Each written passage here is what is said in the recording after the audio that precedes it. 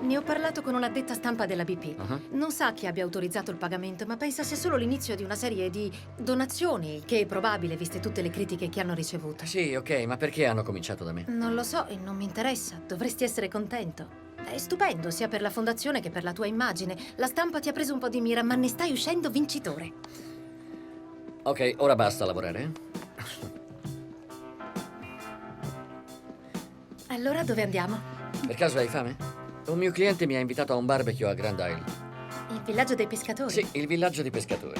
Sono quelli i miei clienti. Put a candle in the window,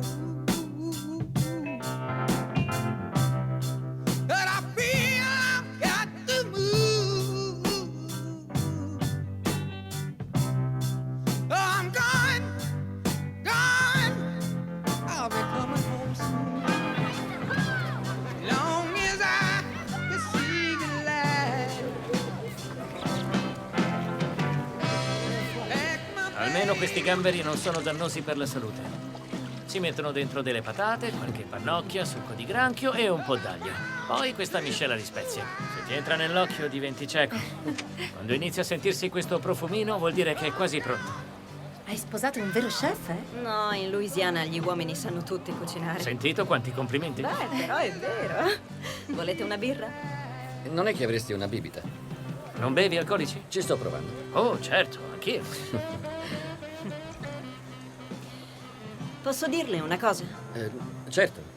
Per me ha subito un'ingiustizia. Lei la... Quel bastardo del senatore Owens va a letto con le prostitute eppure lo rieleggono.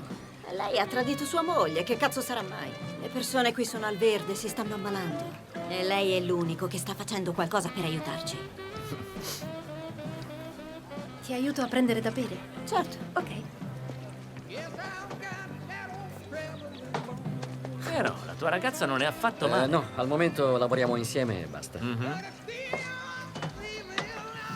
Ho saputo che stai dando filo da torcere alla BP. A quanto pare c'è una speranza. Sì, diciamo che non siamo ancora spacciati.